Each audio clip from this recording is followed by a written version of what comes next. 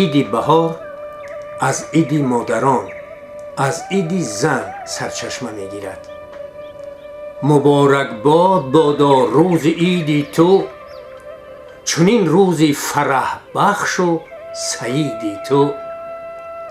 به کام تو بود هر یک امیدی تو، به زیر مقدمت راه سفیدی تو.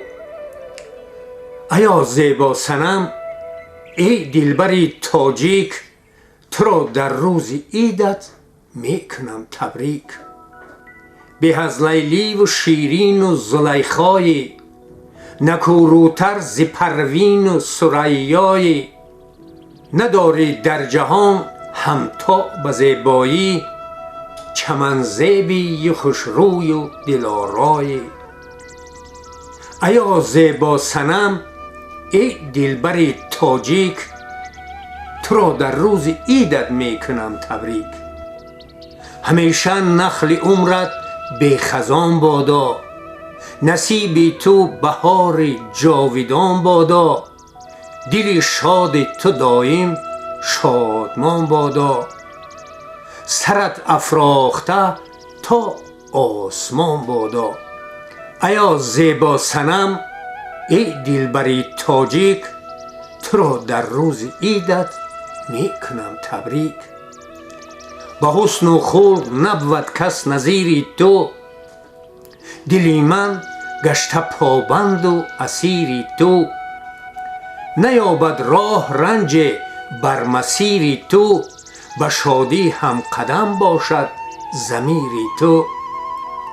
ایا زیبا صنم ای دلبر تاجیک، تو را در روز عیدت میکنم تبریک. تو تاج خوب رویان را نگین هستی، چو پروین دایما بالا نشین هستی. سزاوار هزاران آفرین هستی، بهار خرم روی زمین هستی. ایا زیبا صنم ای دلبر تاجیک، ایا زیبا صنم ای دلبر تاجیک، تو را در روز عیدت میکنم تبریک. فدای تو بود صد لاله و نسرین، تو را بادا همیشه زندگی شیرین. امید و آرزوهایت بود رنگین، امیری میکند حسن تو را تحسین.